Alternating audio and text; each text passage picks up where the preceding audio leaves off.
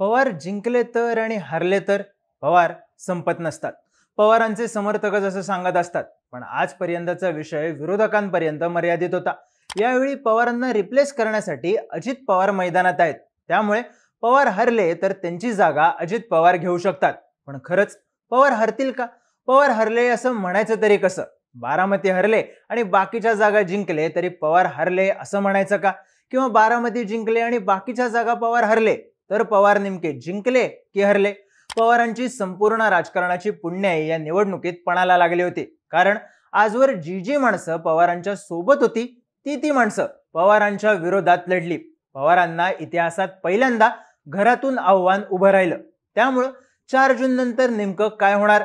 पवार हरले तर काय, जिंकले तर काय, आणि पवारांनी या दोन्ही शक्यता धरून टिकून राहण्यासाठी नेमकं काय केलं समजून घेऊया या व्हिडिओतून. नमस्कार, मी चिन्मय आणि तुम्ही पाहताय बोलभिडू.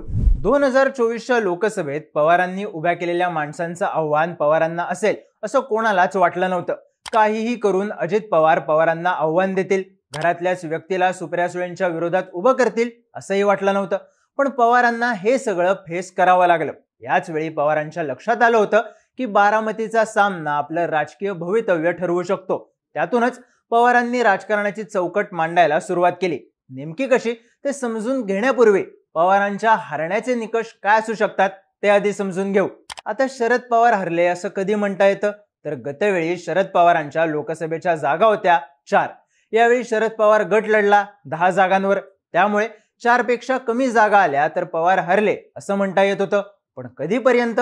तर जोपर्यंत अजित पवारही पवारांसोबत लढले असते तोपर्यंत. अजित पवारांच्या बंडामुळे आता पवारांनी किमान 2-3 जागा जिंकल्या तरी पवार हरले असं म्हणता येत नाही. पण हा 1 किंवा 0 जागा पवारांना मिळाल्या तर मात्र पवार हरले असं म्हणता येतं.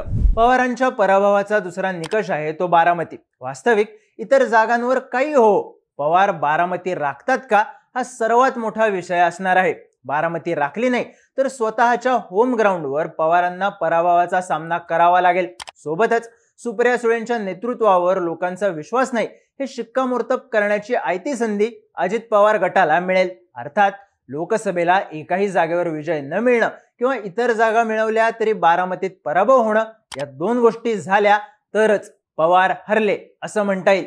आता आपण जे बोलतोय ते शरद पवारांना अगोदरच माहिती असणार हे तर खरं.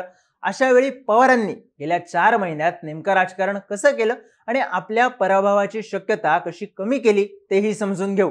तर पवारांना अजित पवार सुनेत्रा पवारांना उमेदवारी देऊन बारामतीत मोठं आव्हान तयार करतील याचा अंदाज आलाच होता. अशा वेळी पवारांनी पहिली खेळी केली ती म्हणजे बारामती बाहेर नियोजन आखणं.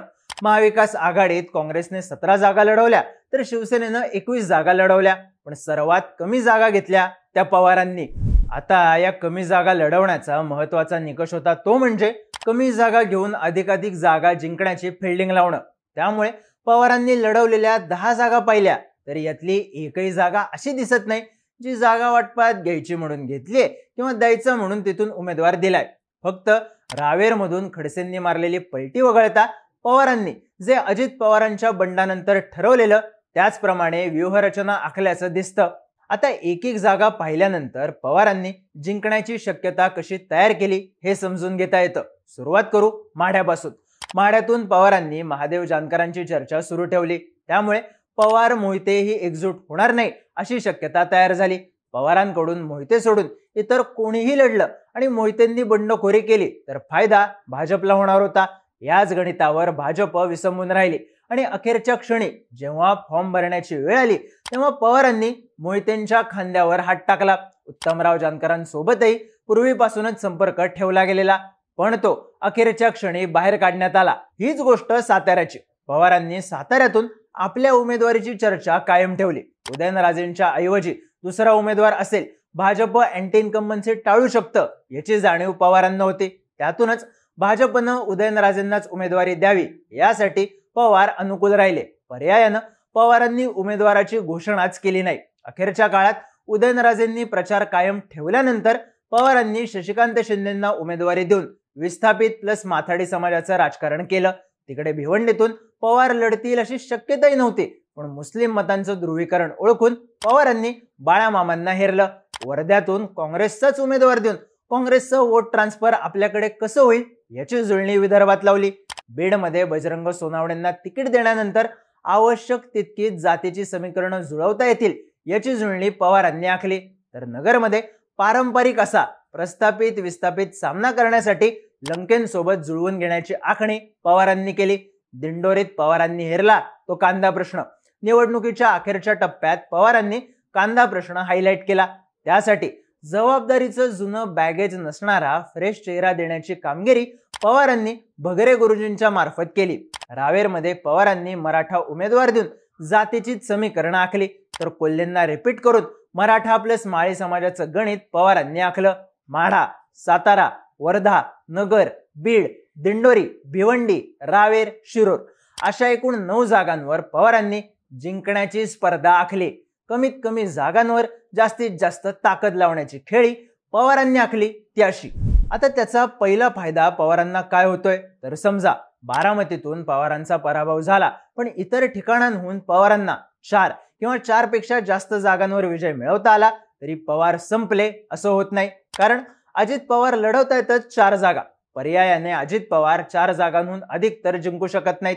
अशा वेळी अजित पवारांपेक्षा जास्त जागा कशा जिंकता येतील याची जुळणी पवारांनी लावली. साहजिकच 4 जून नंतर पवारांचं काय होणार अशी चर्चा होते तेव्हा बारामती गमावूनही किमान खासदार निवडून आणत विधानसभेला दखलपात्र ठरण्याची काळजी पवारांनी घेतल्याचं दिसून येतं. पण तरीही एक शक्यता राहते ती म्हणजे बारामतीसह पवारांनी सगळ्या जागा गमावल्या तर काय, तर पवारांचं राजकीय मूल्य किती राहतं. कारण मवियाच्या स्थापनेदरम्यान पवारांचं राजकीय मूल्य हे महाराष्ट्रात क्रमांक 1चं होतं. अजित पवारांच्या फुटीनंतर ते निर्निवादपणे कमी झालं. पवारांचे राजकीय डावपेच, पवारांची रणनीती या सगळ्या चर्चांवर घरातूनच वार झाले. त्यामुळं लोकसभेला पवारांना बारामती गमवावी लागलीच.